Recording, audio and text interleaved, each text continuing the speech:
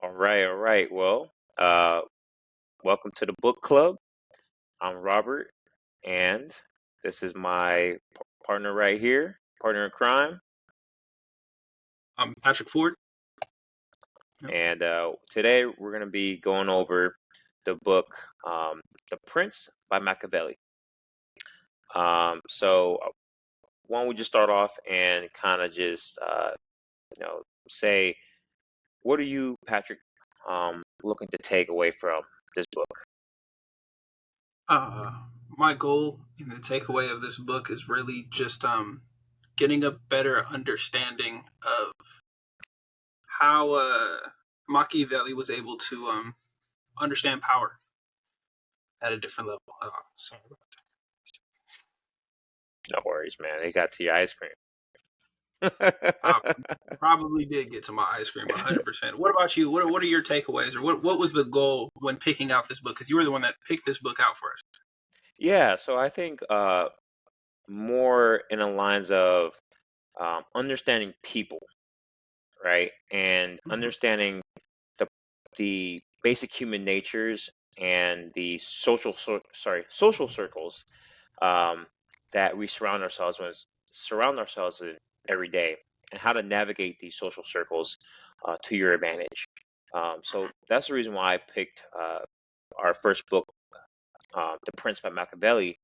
Um, but as everyone knows, they read different books time and time again. You get a deeper meaning and understanding each and every time you read it. So I'm looking forward to reading it again and again and again to see, how my brain kind of reacts to, um, every time I read the book. So yeah, Okay. Starting out, what was the first thing that you? Well, let's start at the very beginning, right? So, at the very sure, beginning of this book, what was the first thing that when you started reading the first chapter really stood out to you?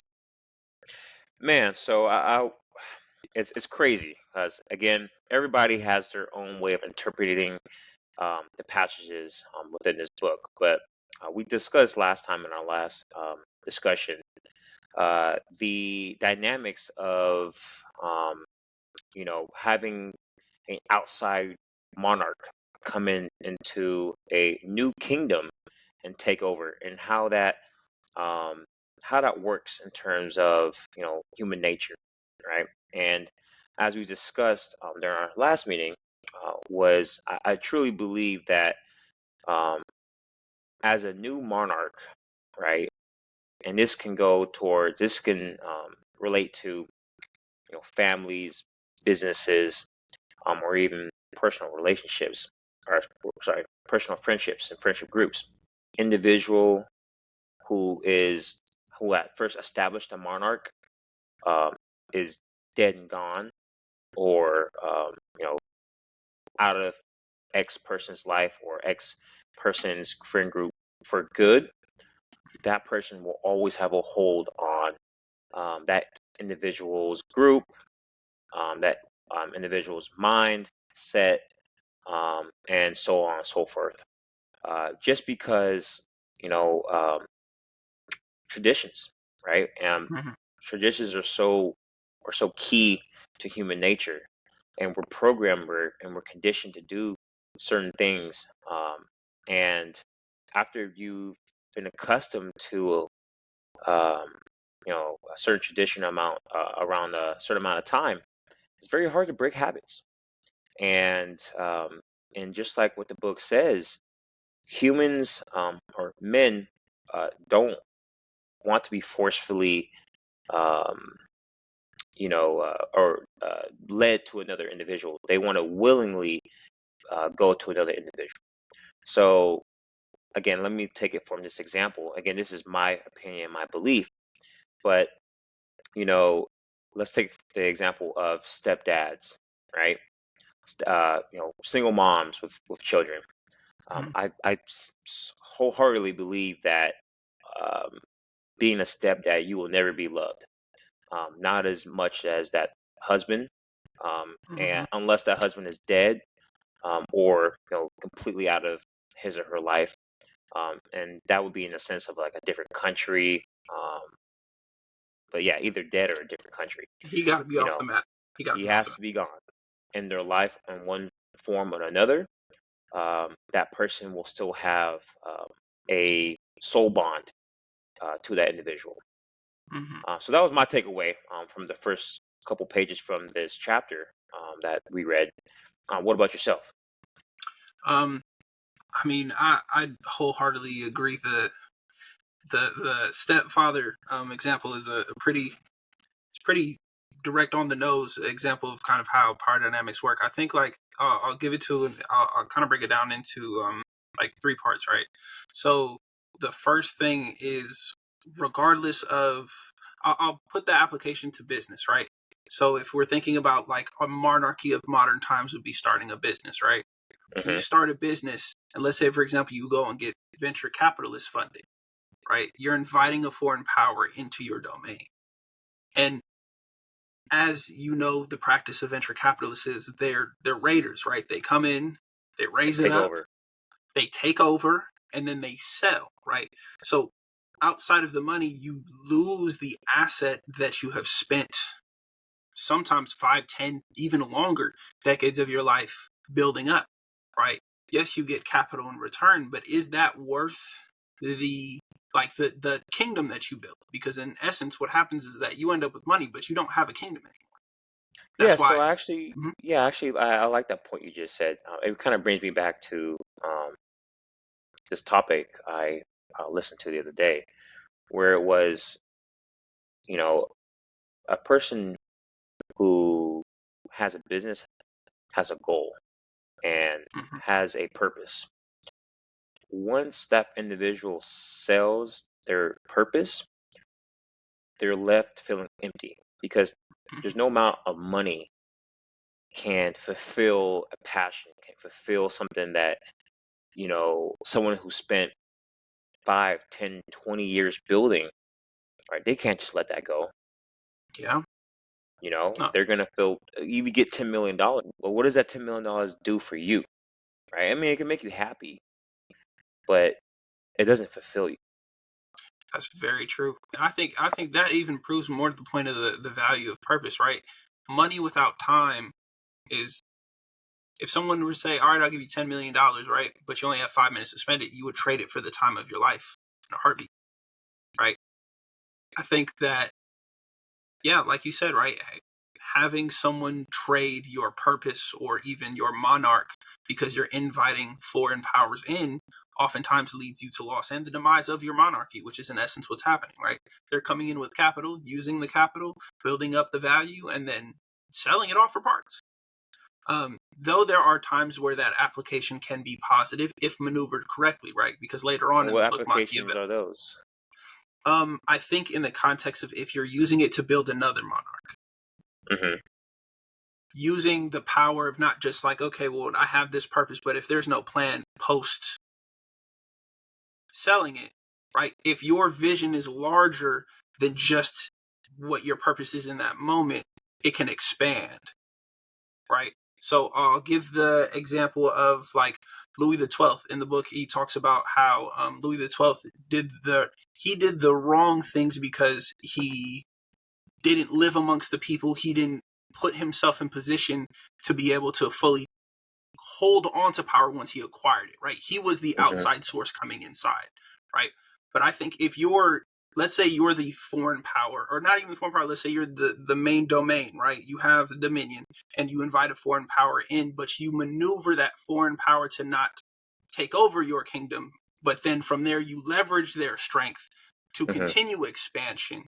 Then at that point, you're doing it correctly.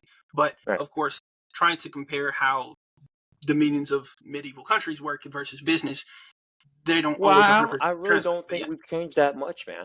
I don't think no, at the root of it, it's the same, mm-hmm, right? I mean, the technologies have changed slightly, but you mm-hmm, know, uh, this is what I like it's called the caveman syndrome, where mm-hmm, um, our bodies are made and built, and our mind is built for you know the old harsh times that humans were prevalent to.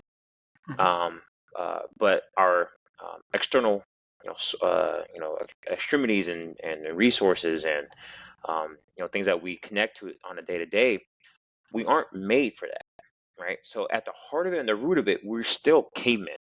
We still it takes millennium in order for something to evolve, right? And we're as humans still in the early stages.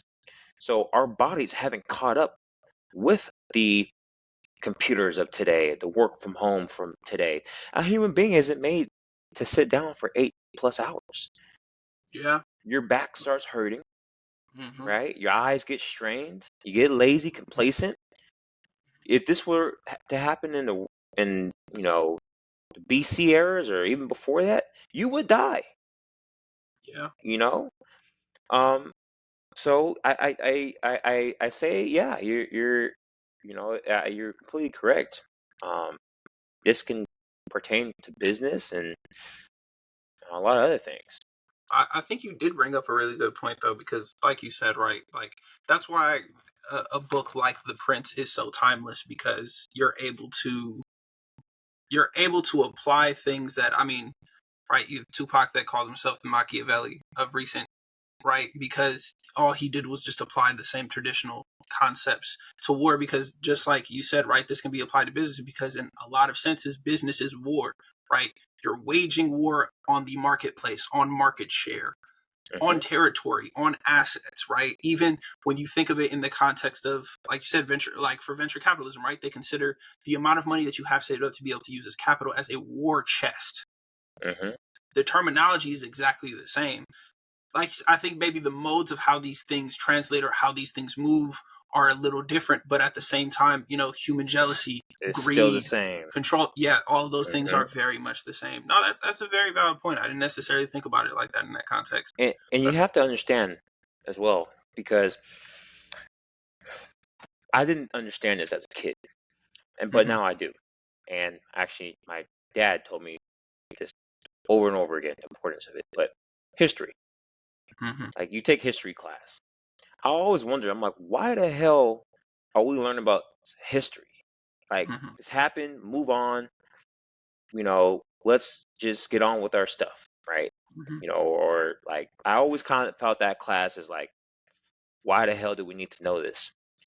But as you read books and as you understand the messages in these books, and as you take the information in these books and apply it to your life, you start to understand history repeats itself. It's literally a circle, a bore. It's just it's history repeats itself. So you read these passages in here, and you're like, damn, they were still dealing with the same issues that we're dealing with today. We're still going to war. We're still fighting over resources. You know, you can't escape human nature. yeah, No matter how, and no matter what you do, unless we've evolved into a, a tentacle being, a celestial being, or have unlocked another percentage of our brain, we're still mm-hmm, going to be cavemen by the end of the day. So, let's kind of accelerate this and speed up to the passages. Let's mm-hmm. start on maybe the chapter of the New Dominions, page 28, and take it from there, and discuss what kind of lessons that you've seen in that chapter, um, and how that relates to your life or how that relates to people's lives in general. So I'll say, if we start at page 28, right? Something that within the readings that I felt like really resonated with me was being able to turn potential enemies to friends gives armies to those that are weak, right? Walking into a situation where you're not in a position of power. Sometimes when you enter into new situations, being able to not just I'll say being able to not just get other people on your side, but also understand the dynamics of a situation. Where there is someone who is oppressive or someone that has centralized power, there are those that are upset. They're like, no one is ever going to be happy if someone else has all the power. So being Hmm. able to strategically put yourself in that situation where you ally with those people, like I can think of so many situations in my life where I enter a new workspace, right? How would you And ally with these people? typically how I try to ally with people is through similar experiences. So you find commonalities, right? So So rapport. me and you are stuck in the same boat, right? I'm walking into this situation and I see, okay, well, this boss isn't fun, right? He's Hmm. not a very good leader. Okay, well, we can bond over that, right? Or Hmm. even outside of that, I think that you can always find commonalities with anybody. It doesn't quite matter specifically what it is. I think that even if sometimes those commonalities can be made up. I was a bartender for years, and though I'm a Detroit Lions fan at heart, that means I don't have to know a lot about football because we're gonna lose at the end of the day, which I love my Lions, right? But I can have a conversation with someone who's a diehard football fan because I find keywords to find commonalities, and sometimes letting down those guards makes them feel more comfortable in tipping, right? Hmm. A technique of communication called mirroring, right, where Hmm. you're repeating what someone says, but making it so that they feel as if they're having a real conversation, but I'm just repeating what you're saying so that you feel Hmm. seen and heard. A lot of times Now, people just like to talk. I want to touch on that point because Mm-hmm, mirroring can be a very, very powerful tactic, mm-hmm, but a lot of people frown on it because it can be seen as manipulative. mm. What are your thoughts on that? I think that intention is what matters, right? At the end of the day, a lot of times when people have relationships, I'll apply another book that I'm reading called Five Levels of Leadership, right? When it comes to the second level, which is relationships, right? A lot of people you don't know another person until you really have been through with another person, right? Character is shown through adversity. So when you're at a bar, you're not trying to get to know someone super, super well, right? But you do want to have a good time. You do want that comfort, right? I think that in the context of business, even at times, if I am in the middle of a negotiation and someone has the wherewithal to take advantage of me because my guard isn't up and I'm not paying attention, I give you respect because you got to bother me. That's on me. Okay, lesson learned. Move forward. Pivot from that. Right. Okay. I think that if it's used in the context of someone is trying to do something malicious, then that's on me as an individual. The only person responsible for my own wherewithal is myself. What do you think? Do you think that people can interpret it as something that is malicious? Um, so I mean, I get your point. It's a valid point. You're completely correct. You know, if I give you a gun, you can either use it to harm somebody or protect yourself, Mm-hmm. right? That's what the age-old debate that's going around with Republicans and Democrats, right? Oh, should people own guns? Should people not own guns? Ultimately, gun is just a tool. It's whatever you do with it is what's going to determine whether or not it's harmful for others or yourself. Now, when it does come to the point of mirroring, now why I say this is because you're half right, half wrong. Now, you don't have to mirror people. You choose to mirror people, That is and true. you choose to mirror people because you want to manipulate them to make them feel, um, related to you. You don't have to. Mm-hmm. You're an individual. You have your own individual thoughts and opinions, right? If you don't want to build common ground with somebody, you don't have to. Mm-hmm. But you still will do it because you want an X outcome of this conversation, right? Or deal, right? So I do say, um, there's two types of people, is what I wholeheartedly believe in. There's the manipulator and there's the manipulated. Mm-hmm. You're either one of the two. People in this world, even if they're not aware of it, they are being manipulative in some way, form, or fashion. Uh, it's it's just human nature. People are at heart, um, greedy. Um, they only care about themselves. Again, there's nothing wrong with that. You only have one life. You are the spotlight of your own life, right? Mm-hmm. So there's nothing wrong about manipulating another individual, right? As long as you don't cause that other individual harm. Do you feel as if there's a difference between applying mirroring in business versus interpersonal No, relationships? I everything in think. my eyes is business. Everything you do Mm, you're negotiating in some form, way, or fashion or another. Just mm, everything in your life. Whether you talk to your girlfriend about what place you want to go eat at, whether you're asking your friend, their opinion of something, you're always negotiate. Something's always on the table. Something's always being negotiated, right? Because the point of negotiation is for two individuals to uh, discuss a topic or you know uh, phrase or whatever and come to a common ground. Apologies about that. And come to a common ground. Now, this can be said if we're just talking about football, right? Now, if you Mhm. have a different football team, I have a football team, right? Mhm. There's either a win-win, right, situation where you're like, oh well, your football team is good and my football team is good, and let the best man win, right? Or there's a Mhm. lose-lose where we both don't agree Mhm. on it, right? Or there's a win-lose where ultimately I'm saying, hey, my team is better than yours. Look at the score, right? Come on, Mhm. negotiation right there. Let's say, give me another example. What do you do during your everyday that you might not think of that as a negotiation, but it really is I think setting goals would be considered a negotiation with because you're yourself or negotiating with yourself. okay, It's an but how internal can that negotiation but how can that be a win win lose or lose lose? A because negotiation has to be between two different parties. I mean, technically, yes, but if you think about it from the duality of a human, right, where you're talking about your conscious mind, your subconscious mind, right? Okay, so you're talking about your um, forebrain versus your hindbrain. Do you know what I mean by those? Yeah, like the So logical side of yourself versus your emotional side of yourself. Yeah. exactly right. So Hmm. your instinctual habits, such as you know sex, right? Hmm. Like I want to have sex with this woman or man or Hmm. whoever, right?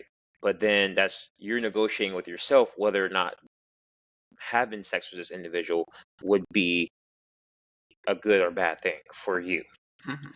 Is in that sense what you're saying? Yeah, I think that when it comes to whether it's a decision, whether it's like, I feel like at least for myself, right? Something that I have struggled with a lot is having the conscious decision or making the priority of setting a goal and sticking to a goal, right? But then I Mm-hmm. have the subconscious intrusive thoughts that are fighting against that goal, right? But Mm, where okay. discipline comes in, right, is where you're making the conscious choice and resisting those urges, right? You're Mm-hmm. negotiating with yourself because both of Mm, those sides are you, mm-hmm. right? There's the part of you that's want to sit on the couch and watch TV all day. There's also a Right. part of you that wants to get shit done and be successful in life. Right. Right. So you're So negotiating with yourself whether or not you want to be successful or not. yeah, Okay. and that's Okay. something that I deal with on a daily basis because I'm Mm, something that I've been focusing on with this book club, with the things that I do in business, with the things that I do in life is I have to make a step every single day towards being the person that I've always seen myself to be. And the only way to do that is to do daily deposits, right? Daily deposits compound into exponential results, so right? I want to ask you, what are Hmm. some ways that you keep yourself accountable? Like if an individual is listening to this right now Hmm. and they're struggling with the same issues of, man, I just need to be motivated, you know, but they're just sitting on the couch and they see the book or they have a task that they know they have to do and they're just not doing it. What would you say to them? What do you do? So something that I do is I sit down and I write out what my goals are for the next 6 months. I do macro to micro, right? Hmm. It's easier to control 24 hours than it is to control 6 months of time, right? Hmm. So I sit down and I write out this is what I want to attain in the next 6 months. Then I break that into individual months. Okay, I want to do out of these 6 months, do this month, this month, this month, this month. Okay, now let's focus on this month. All right, these are the things that I said that I want to get done in this month. How do I break that down into my weekly goals? And then from Hmm. there, I break it down even further to my daily goals. So for myself, every single time, as soon as I wake up, sticking to a routine is I wake up and I have a whiteboard that's right next to my bed, right? I stand up and I look at my bread and I have daily or today's strategy and it says what, how, and why. Hmm. So what do I have to do today? Let me look at my calendar and figure out what is it that I need to get done and what is the priority in the next 24 hours to be completed. And then I Mm-hmm. say my how. Okay, how am I going to get all of these things accomplished? Okay, am I sticking to my to-dos? Am I making sure to prioritize this during this time? How am I going to attack today's tasks, right? And then my why, for Mm-hmm. what is my purpose behind doing this? I have to have a purpose in doing something, right? I'm not going to do it just for the sake of doing it. Like, I'll give you, I can look at my Twitter because every single day I tweet out my whys just for a better way of cataloging for myself, like mantras, right? I also have Mm-hmm. a journal that I write in every day, and it's easier for me to only focus on today. Mm-hmm. I have written down what I'm gonna do in the next 6 months. So if Right. I just focus on what's happening today, I can control that. You can Then I control can it. control the next 2 hours of my life. I can Now let me control ask that. you this. Now this Mm-hmm. that sounds great. Well, what if someone is hearing this like, man, that sounds like a lot. I don't want to do that. I'm morbidly depressed. I don't want to get out of bed. I don't have the energy. My life is not going good. What would you say to them? Then find the wins that you can do. Even if it's, I'm going to get up and get in the shower today.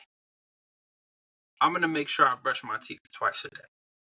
Mm-hmm. And build small wins. They don't have to be macro. That's why I say focus on the micro, right? You Mm-hmm. can control you can control what you do for the next day. Even if it's, I'm going to turn my TV off at 10 o'clock.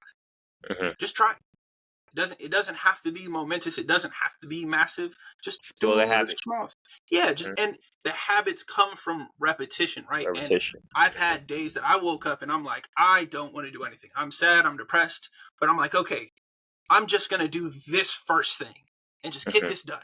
And then the first thing gets done. Okay, well, now I have to do this next thing. All right, well, now I'm going to do this. All right, well, I have another thing that I have to do. I'm just going to focus on that. And then I just focus on the next thing. And Mm-hmm. it turns into like an hour by hour, minute by minute thing because you don't, if you want to climb a mountain, it starts with the first step. So Right. just take your first step. It doesn't matter in what direction. Even if it's, I'm not going to subscribe to OnlyFans this month. Hit delete on that account. Don't. I told you to stop doing that, man. Come on. Sometimes you got you got to collect the small wins, right? Small wins build championships, and it takes. If there's a vision, I know for myself, I've always been the type to. I had a vision of I'm gonna have this house, I'm gonna have this business, I'm gonna have Mm-hmm. this, I'm gonna buy this building, right? I think something that took me a lot of time to acknowledge and realize is that you don't have to you don't have to do it all today. Mm-mm. If you take No. one step towards a person, you can become the person you envision in your head if you do the things that you want to do. Well, I wanna touch on that because there is a passage within the book which relates to this. It Mm-hmm. relates to this, right? And let me go and find the passage right now. So it says, okay, those who rise from private citizens to be princes merely by fortune have little trouble in rising, but very much in maintaining their position. They are met with no difficulties on the way, as if they fly over them. But all their difficulties arise when they are established. Okay, so that, and then combined with this passage as well. Private citizens became emperors by bribing the army, such as these demanded absolutely on the goodwill and fortune of those who have raised them, both of which are extremely inconsistent and unstable. They neither know how to nor are in a position to maintain their rank. For unless he be a man of great genius, it is not likely that one has always lived in a private position should know how to command, and they are unable to command because they possess no forces which will be friendly and faithful to them. Moreover, states quickly founded, like all other things which are born and grow rapidly, cannot have deep roots, so that the first storm destroys them, unless, as already said, the man thus becomes a prince is of such great genius as to be able to take immediate steps for maintaining what fortune has thrown into his lap. Okay, and why that passage relates to this is because nothing comes good. from rushing anything. In order to really establish a footing and a foundation, you need to go through the struggles, you need to understand the difficulties, and you need to build character, you need to build experience. If you just get a lucky ticket, a golden ticket to the Willy Wonka chocolate factory, or a lottery ticket, right? That's why all these lottery people who get the lottery tickets end up broke, miserable. Because an individual who has worked from the ground up knows the difficulties and is able to handle these adversities once they get into that level of where they're making a lot of money, right? Uh, because, hey, if coming from a small startup now, I do have small experience in small startups, right? And, you know, when you're dealing with the growing pains and you're understanding your customer, or you're understanding the customer pain points, or why your product is not good and how to improve your product, when the time comes to when you have 30 customers asking about a question, right? You're able to answer that quickly and handle and put out that fire because you've dealt with that in the past. And you know how to put out these fires and deal with these customers in a way that's going to improve your business. Whereas if you are starting, if you're rushing and you get an injection of money, or a relative hands you off a business, right? And you don't know how to deal with customers. You don't have customer service experience. You don't know your product well enough. You don't know how your product, relates to the customer. You don't even like your product, right? You don't know how to lead. You don't know. You just don't have the experience, so you won't maintain that business or that wealthy lifestyle. You need to lay great foundations in order to increase your wealth and your status. That's just what it is. What are your thoughts on that? I mean, I agree with that wholeheartedly, and I know we had a small snippet of part of that conversation earlier, and I think that it rings even more true in this moment, right? Where it's like, I'll give you an example of this, right? Let's say, for example, that you are a surgeon, right? Let's say that you're a surgeon, you make hundreds of millions of dollars, right? Which surgeons don't make that much, but let's say, for example, that they did, right? Now, let's say, for example, one day their hands get crushed and they can no longer practice. The question is, from that moment forward, how do they make money? They have been afforded a lifestyle. They have XYZ amount of income, right? But they have no feasible understanding of money. They were given that power by the institution of being a doctor, or of that hospital, or that the position of what they do, right? They make money because of what their profession is. But if you were to ask them, okay, here's $10 million, go make more money, most people that work normal jobs really don't have an understanding of it. But somebody that's done a startup, or someone that has started from $0 and then gone negative and then gone positive, you know how it is being an entrepreneur, where it's like there's times where things are going amazing, Mm-hmm. and then everything will go wrong. Right.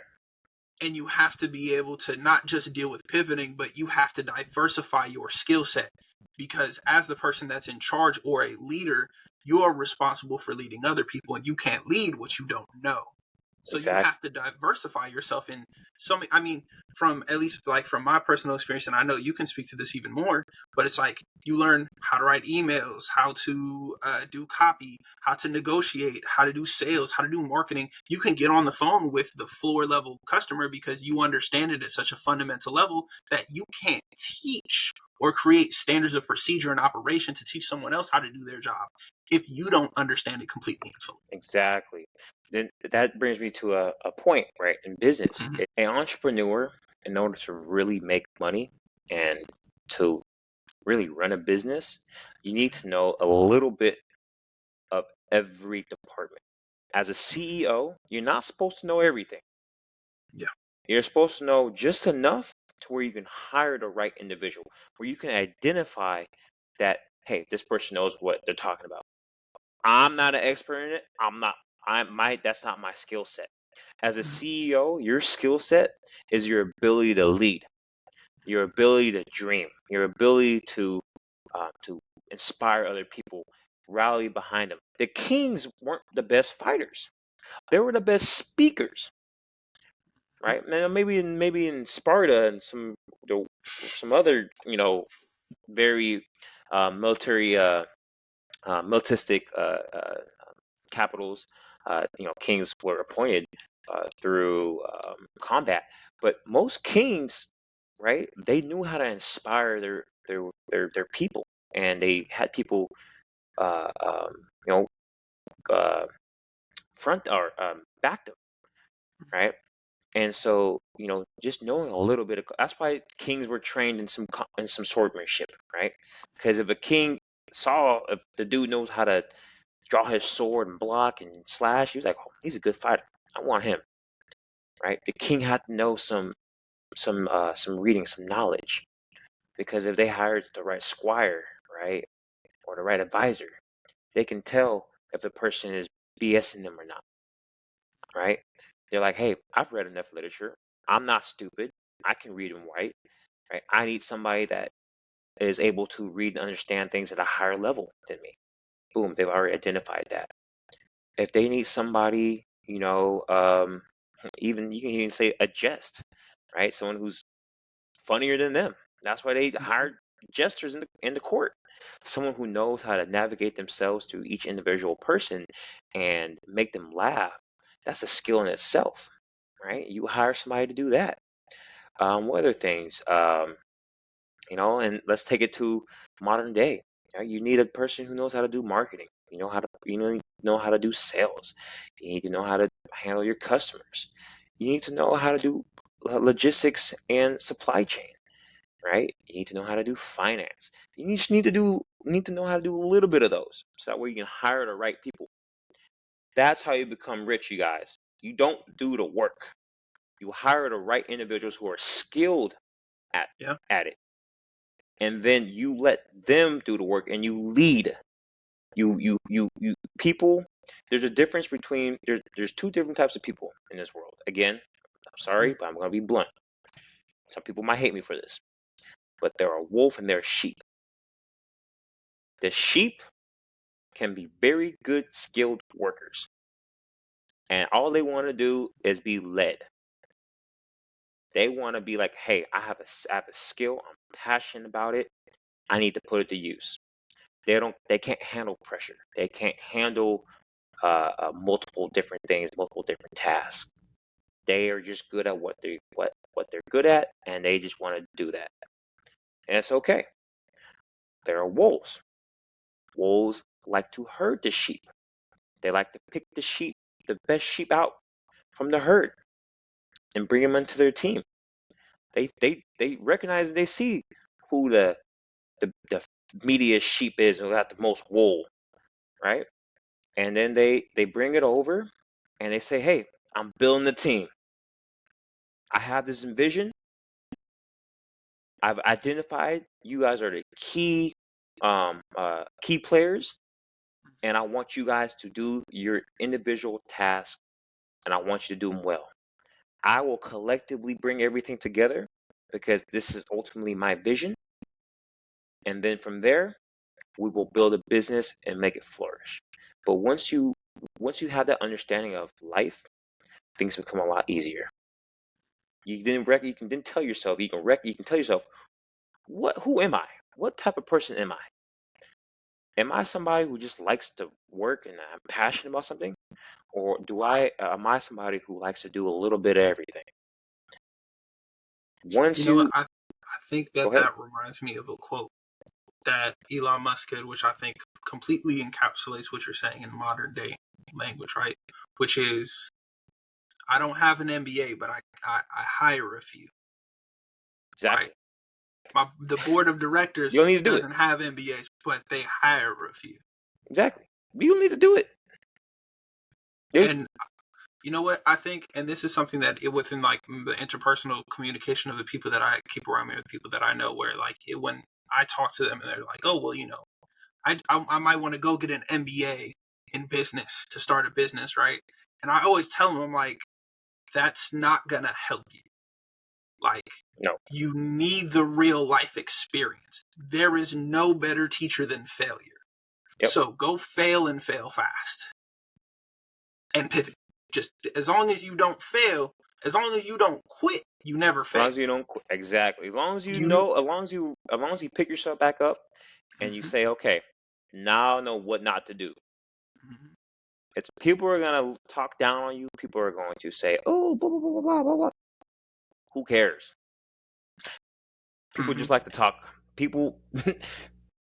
The reason why the Literally, news is a multi-billion-dollar company is yeah, that people are so invested in other people's lives because they don't like their lives. So yeah, they need something to talk about. absolutely.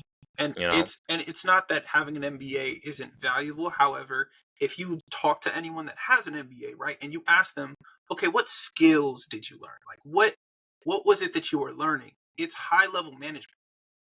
Hmm. That's what you're learning. And I'll say this, even I think there's a difference between being a founder and being a CEO, right? If you're a founder, you're building it from the ground.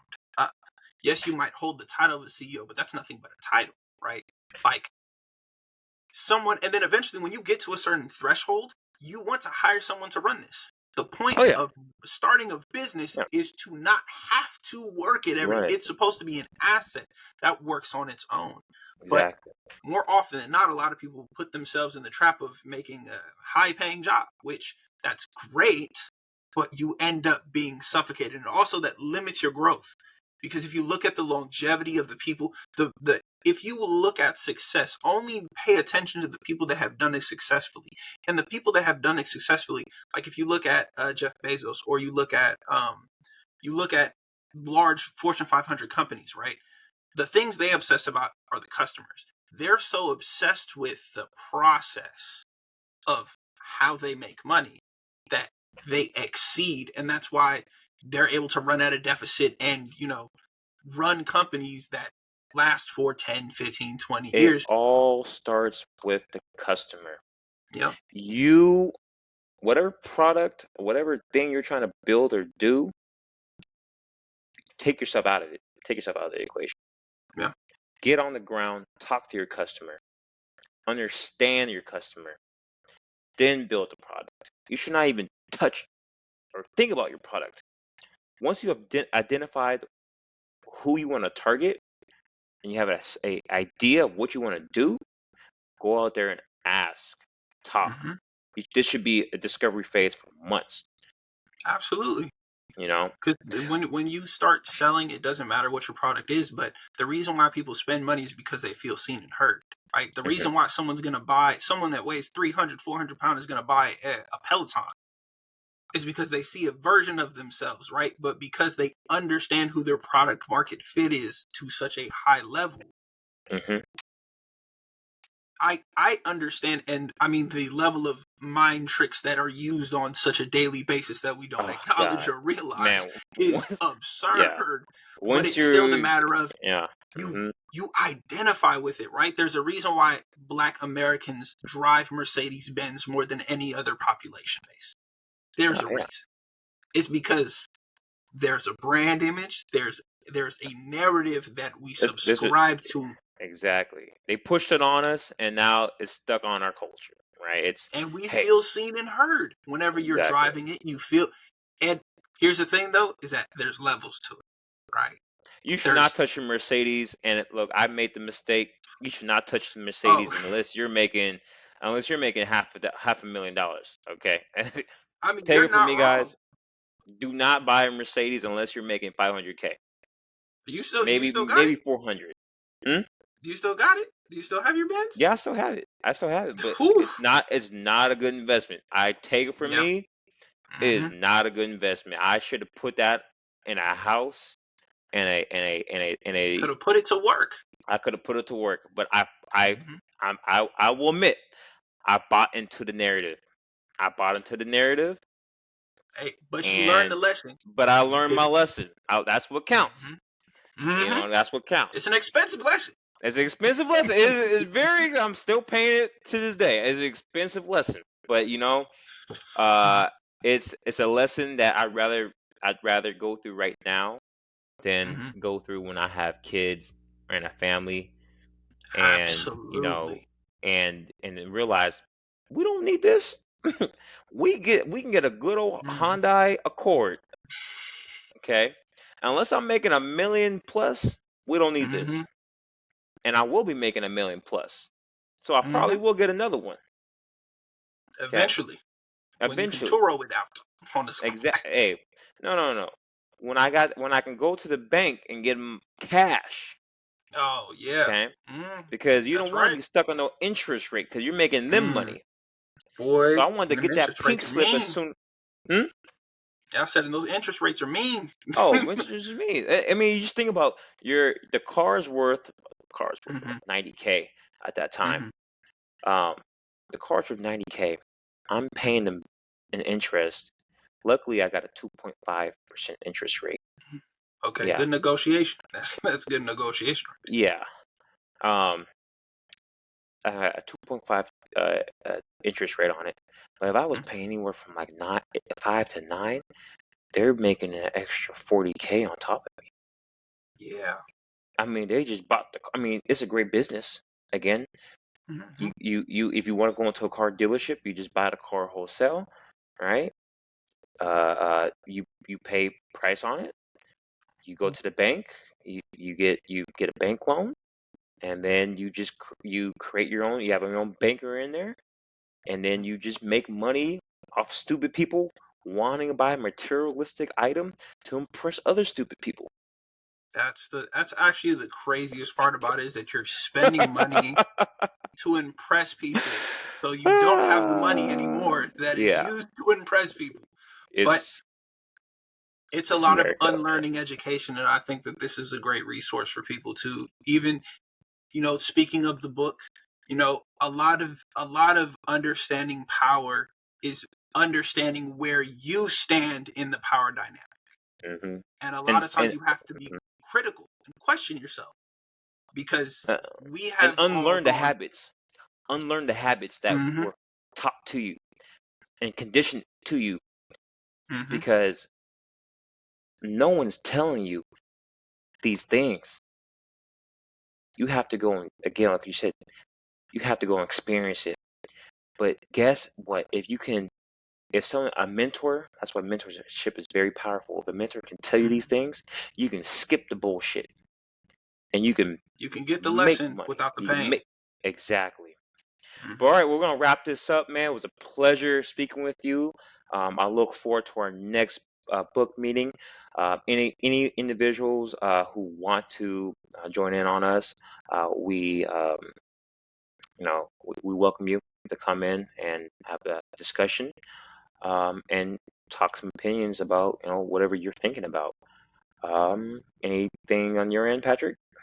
I just want to say I'm excited to create this space for people that look like us and that want to learn about entrepreneurship and not Well, just not learn just look about. like us. We can't just be Okay, like yeah, that's it. You don't got to look like us, but they can't be shout black and outs. bald. You don't have to be black, but you got to be bald at least. Yeah, that's it. Ooh, boy. Oh man. But regardless, I just want to say I'm enjoying creating this space for people that want to learn and also like, especially post education as growing adults. It's not often that you see very many people that are taking part to continue their education because life, the point of the game of life is to keep playing the game. So let's learn what we can learn and then apply it so that we can become the people that we want to be. Because everybody wants to be a better version of themselves. So let's take it every day, one step towards that. Amen. I love that. All right. Okay. Cut it out. Thank you so much. All right.